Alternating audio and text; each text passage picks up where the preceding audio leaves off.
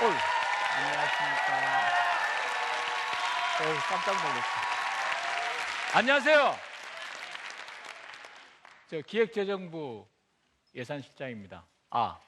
자랑스러운 대한민국의 나라 살림을 책임진다고 할 수는 없지만 잘 편성하고 기획하고 있는 그 기획재정부의 예산실의 실장입니다. 근데 제가 예산 업무를 이제 1년 쭉 이렇게 이제 총괄하면서 보니까 우리가 이제 예산실에서 이제 예산실이라는 게 정부 부처 중에는 굉장히 오래된 부처입니다. 왜냐하면 정부가 있으면 살림을 살아야 되기 때문에 예산실은 어느 나라나 다 있습니다. 근데 하다 보면 이게 이제 그동안 쭉 우리 선배들이 구축해 놓은 그런 어떤 원칙과 기준도 있고 여러 가지 노하우가 있습니다. 근데 제가 최근에 보니까 그런 노하우들이 집안 살림을 하시는 어머님의 그 지혜와 그렇게 그다지 다르지 않다는 걸 발견했습니다. 그래서 제가 오늘 여러분께 말씀드릴 제목에 좀돌이의 지혜라고 했습니다. 좀돌이는 오늘 젊은 분들이 많으신데 잘 모르실 겁니다. 불과 한 몇십 년 전만 하더라도 쌀이 부족해서 쌀을 아껴야 돼서 흰쌀밥 먹고 싶어도 못 먹는 그런 시대가 있었습니다. 그때 어머님들은 그 부엌에 이렇게 항아리를 조그만 걸 놔두고 예를 들면 3인분을 밥을 해야 되는데 그 중에 약간 더 넣은 겁니다. 덜어서 그 항아리에 넣는 거예요. 그게 이제 한문으로 하면 절미인데 쌀을 아끼는 건데 그게 좀돌이라고 합니다. 그게 이제 호남 지방의 방언인데 그 좀돌이의 지혜가 있는 겁니다. 그래서 그거는 자꾸 조금씩 비축해 두는 거예요. 비축해 둬서 혹시 밥을 못 먹을 시기가 있으면 그 항아리를 털어서 먹는 겁니다. 그런 지혜의 원칙이 지금 현대의 어떤 나라 살림을 사는데도 지켜지고 있고 그것이 면면이 이어지고 있다는 것에 대해서 제가 굉장히 놀랐습니다. 예산에 대해서 이야기하겠습니다. 나라 살림 342.5조입니다, 내년에. 이게 이제 저희도 이제 예산실에서는 숫자를 많이 다룹니다. 1,000억, 1,500억, 5천만 원 다 다루는데 저희는 숫자를 하도 많이 다루다 보니까 감각이 별로 없습니다. 이 조라는 것이 얼마나 큰 돈인지 제가 보여드릴게요. 이게 크로마뇽인입니다. 크로마뇽인이 4만 년 전에 지구상에 나타났다고 하는데 그 크로마뇽인이 매월 200만 원씩 저금을 하면 그 원금을 다 현대까지 합하면 그게 딱 1조가 된다고 합니다. 엄청난 돈입니다. 342조니까 342분의 크로마뇽인이 한반도에서 4만 년 전에 태어나서 지금까지 매달 200만 원씩 저축하면 이렇게 되는 겁니다. 그런 살림입니다. 그러니까 굉장히 큰 돈입니다. 근데 저희는 이제 종이 위에서 보기 때문에 그게 정말 중요한지 모릅니다. 그러니까 정부가 예산안을 편성해서 국회에 보내서 국회에서 심의해서 확정이 되면 내년부터는 그게 소위 말해서 하드 커런시라 그래가지고 진짜 돈이 되는 겁니다. 342조 쓰이게 됩니다. 근데 예산을 보면은 예산하면 여러분 떠오르는 게 제일 여쭤보면 뭐냐면 연말마다 이렇게 길거리 보도블록 교체하는 예산입니다. 항상 낭비 사례로 나오고 있습니다, 그게. 근데 불행하게도 그 예산은 중앙정부 예산은 아니고요. 지자체 예산으로 하고 있습니다. 그러니까 제가 말씀드린 342조는 중앙정부의 예산이고 중앙정부와 또 별도로 지방자치단체에서 하는 예산이 있는데 그 예산입니다. 그래서 저희가 그 예산 낭비를 줄이기 위해서 회의를 하면 항상 오시는 전문가분들이 연말에 교체하는 보도블록을 항상 예를 드세요. 그러니까 몇 번 저희가 중앙정부 예산이 아니라고 말씀드려도 계속 그렇게 지적하십니다. 국민들은 그게 각인이 많이 돼 있는 것 같습니다. 근데 그럼에도 불구하고 우리나라 예산은 아주 잘 쓰였다고 지금 평가를 받고 있습니다. 국내에서는 평가를 못 받고 있고 외국에서 평가를 받고 있습니다. 그래서 저희가 이 33.2라는 것은 뭐냐면 저희가 그동안 예산을 살아오면서 부채를 저희가 이제 어차피 조금 이렇게 살림이 부족하게 되면 빚을 내게 되는데 이제 국가가 나라 살림하다 보면 국가 부채를 지게 됩니다. 저게 한 464조 정도 됩니다. 내년에. 그래서 그게 전체 GDP에 저희가 한 1,400조가 내년에 될 거라고 예상을 하고 있습니다. 그게 한 33.2%입니다. 요거는 굉장히 낮은 비율입니다. 여러분 잘 아시는지 모르겠지만 OECD 국가들 평균의 부채 비율이 한 60% 정도 되거든요. 그러니까 저희는 굉장히 좀 건전하게 됐다 이런 겁니다. 그런데 이런 걸 갖다가 외부 신용평가회사들이 평가를 했습니다. 평가를 해서 A+를 줬습니다. 지금 모든 나라, 여러분 그런 이야기 들어보셨는지 모르겠지만 미국의 재정 절벽, 그리스의 재정 위기 이런 말 들어보셨죠? 미국의 재정 절벽은 뭡니까? 미국은 부채가 하도 많아서 국회에서 부채를 늘려서 한도를 통제를 하고 있습니다. 나라 살림을 살 수가 없는 것이죠. 한도를 증가시켜 주지 않으면 나라 살림을 살 수가 없는 겁니다. 여러분 잘 아시죠? 그리스 나라 살림 완전 파탄나서 그동안 주던 은퇴자들에 대한 연금도 못 주고 있습니다.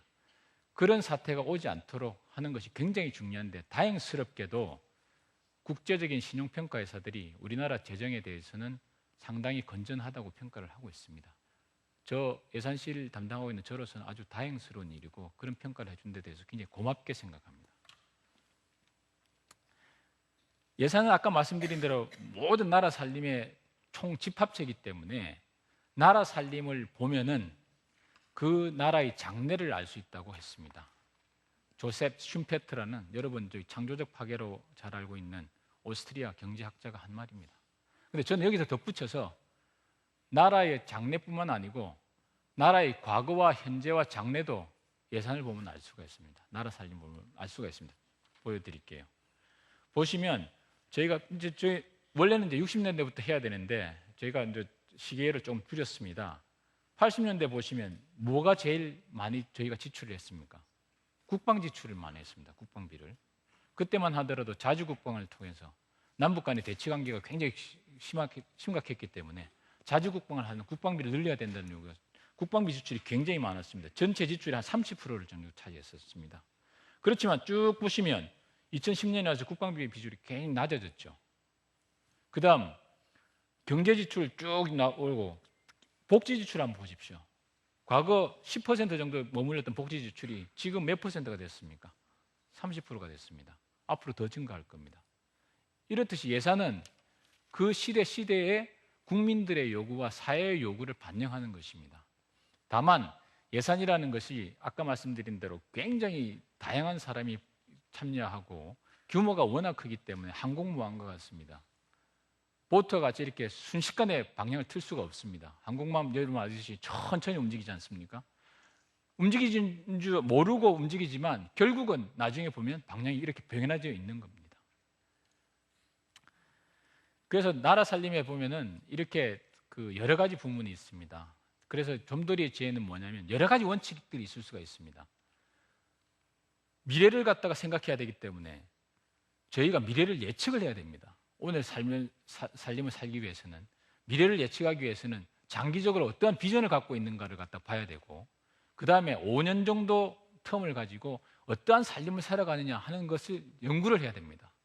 그런 5년간의 계획을 놓고 올해 예산을 편성합니다.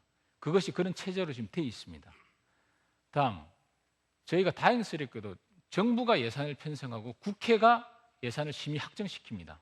그런데 다른 나라와는 달리 우리나라 정부와 국회는 참 짠돌이였습니다. 왜냐하면 정부가 예산을 편성할 때 보면 항상 특정한 세출이 그러니까 지출이 늘어날 가능성이 있으면 항상 거기에 상응하는 수입을 만들고 나서 지출을 했습니다. 예를 들면 아까 80년대 국방비 지출이 많다고 하지 않았습니까? 다른 나라 같은 빚을 내서 국방비를 증대시켰을 텐데 우리는 그렇게 하지 않았습니다. 방위세라는 새로운 세입을 하나 만들었습니다. 그래서 세목을 만들어서 그 세입을 가지고 방위비 지출을 했습니다. 또 하나의 지혜는 뭐냐면 나라 살려면서 사다 보면 적자가 날 수도 있지만 흑자도 날 수가 있어요. 그런데 흑자가 났을 때 저희가 한 일은 뭐냐면 무엇보다도 빚을 우선적으로 갚게 했습니다. 저희는 전문 용어로 흑자가 나는 걸 세계 잉여금이라고 합니다. 예를 들면 올해 100조가 들어올 거라고 생각했는데 한 110조가 들어왔습니다. 10조가 초과 징수된 것이죠. 그 10조를 지출하는 데 쓰지 않고 그동안에 갖춰 있던 빚을 갚는 데 썼습니다. 그런 지혜가 있었던 겁니다.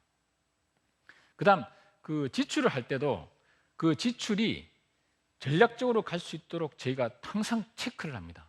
예산실이라는 게 이제 각 부처에서 요구되는 모든 사업에 대해서 심사를 하게 되는데 원칙들이 아주 간단한 원칙들이 몇 개 있습니다. 자, 오면은 이렇게 저희 스스로 물어봅니다. 이거 꼭 돈 써야 됩니까? 물어봅니다. 다른 방법은 없습니까? 제도 개선하면 안 됩니까? 돈 안 쓰고 할 수 있는 방법은 없습니까? 그 1차 관문을 통과하게 되면 꼭 정부가 돈을 써야 됩니까? 다른 사람 돈 쓰면 안 됩니까? 물어봅니다. 그 다음 세 번째는 꼭 중앙정부가 써야 됩니까? 지방자치단체 돈 쓰면 안 됩니까? 네 번째는 왜 꼭 지금 하셔야 됩니까? 내년에 하시면 안 됩니까? 내후년에 하시면 안 됩니까? 또 다섯 번째는 이게 돈을 쓰면 돈을 쓴 만큼 성과가 납니까? 보통 다 여기서 다 까무러칩니다. 다 통과 못해요, 거의. 그래서 저희가 또 특히 이제 그런 그 성과를 저희 체크하기 위해서 정부가 또 성과를 체크하면 또 성과 체크하는데 중립성이 없다 그래가지고 저기 별도의 전문기구, 전문가들로 구성된 사람들한테 평가를 맡깁니다. 이 평가 제도 같은 것은 저희는 예비 타당성 조사라고 하는데 그 통과하기가 상당히 쉽지가 않습니다. 근데 제가 다른 나라의 재정 당국자들하고 이야기를 해보면 이런 제도를 유지하고 있는 나라가 대한민국밖에 없다고 합니다. 참 하여튼 여러 가지로 우리가 나라 살림을 감시하고 규제하고 억제하기 위해서 여러 가지 장치를 많이 만들어 놨다는 걸 알 수가 있습니다. 보시면 이제 미래 이야기를 해보겠습니다. 이게 지금으로부터 35년 전에 어린이 잡지에 실렸던 만화입니다. 보시면 휴대폰 비슷한 것도 있고 그다음 집에서 공부도 하고 집에서 치료도 받고 그다음 전기자동차도 있고 태양열 이용한 집도 있고요. 너무 놀랍지 않습니까? 지금 다 우리가 보고 있는 것들이거든요. 이런 부분에 보면 정말 우리가 미래에 대해서 꿈을 가지고 있으면 이루어진다는 것이 이렇게 알 수가 있습니다. 그러나 나라 살림의 측면에서 보면 그렇게 밝은 미래는 아닌 것 같습니다. 우선 우리 사회의 인구 구조가 늙어가고 있고 줄어들고 있습니다. 2016년 기준으로 보면 아마 그 생산 가능 인구라고 해서 저희 물건을 만들어내고 서비스를 만들어낼 수 있는 인구입니다. 그게 이제 15살부터 그 65세까지인데요. 그분들이 정점을 찍고 그 이후로는 줄어들게 예상이 되어 있습니다. 또 지금 현재 우리 65세 이상 인구가 전 인구의 한 11% 정도 되고 있습니다. 그것이 앞으로 10년이면 상당 부분 올라갈 것으로 예상되고 있습니다. 그 다음 또 우리가 어떤 그동안에 고도 성장을 해왔습니다만 앞으로부터 예측을 해보면 10년 단위로 1%씩 성장률이 떨어지게 예측이 되어 있습니다. 지금 현재 4%입니다만 10년 후에 3%, 또 다른 10년 후에 2% 이렇게 될 것입니다. 그러나 아까 말씀드린 대로 늙어가고 인구가 줄어들고 있기 때문에 복지에 관련 수요는 엄청나게 늘어날 것으로 이렇게 예상되고 있습니다. 금융위기, 재정위기 이런 위기들이 상시화됩니다. 왜냐? 지금 경제는 다 글로벌로 엮여져 있습니다. 한 나라에서 잘못된 것이 바로 그 다음날 우리에게 파급효과가 옵니다. 위기가 항시 상시화되고 그 위기가 쉽게 끝나지 않을 가능성이 굉장히 높아졌습니다. 또 우리가 그동안 부채 굉장히 많이 했습니다. 전 세계적으로요. 부채를 많이 늘려왔습니다. 그런 부분이 조그만 충격에도 경제와 사회가 흔들리는 그런 모습을 띌 거라고 전문가들은 이야기하고 있습니다. 또 우리는 또 우리 특수한 요인이 있습니다. 남북 통일이 됩니다. 남북 통일을 해야 됩니다. 저희는 나라 살림 사는 입장에서 보면 통일은 굉장히 좋은 것입니다. 북한 주민도 저희가 끌어안고 우리가 동북아 어떤 중심 국가로 구상할 수 있는 큰 좋은 기회가 됩니다만 당분간은 통일하고 나서 당분간은 비용이 엄청나게 들 것입니다. 그래서 저희는 그렇게 생각합니다. 우리의 어떤 미래를 쳐다보면 나라 살림에서는 수입이 들어올 요인들은 굉장히 줄어들고 지출이 늘을 것은 굉장히 많아질 것이다 하는 것이 예상이 되는 겁니다. 그러면 우리가 할 수 있는 선택지는 무책임하게 지출을 늘리고 하는 것이 아니고 스웨덴 호박벌과 같이 끊임없이 우리 체질 개선을 하고 구조조정을 하고 우리 자신의 능력을 키우고 함으로 인해서 그 늘어나는 지출을 커버할 수 있도록 노력해야 되는 겁니다. 피와 땀을 흘려야 되는 겁니다. 그걸 한 나라와 그걸 하지 못한 나라는 결국은 지난 한 20년, 30년 후가 되면 큰 차이를 보이게 될 것입니다. 그래서 제가 좋아하는 국회의원 한 분이 지난주에 저한테 좋은 글이라고 보내주신 게 있습니다. 그걸 제가 읽음으로써 저 말씀을 오늘 마무리 짓도록 하겠습니다. 인생의 가장 먼 여행은 머리에서 가슴까지의 여행이라고 합니다. 냉철한 머리보다 따뜻한 가슴이 그만큼 더 어렵기 때문입니다. 그러나 또 하나의 먼 여행이 있습니다. 그것은 가슴에서 발끝까지의 여행입니다. 발은 실천입니다. 하여튼 여러분들의 나라 살림을 책임지고 있는 예산실장으로서 여러분들이 기대에 어긋나지 않도록 발끝으로 열심히 뛰어서 나라 살림을 잘 운영토록 하겠습니다. 감사합니다.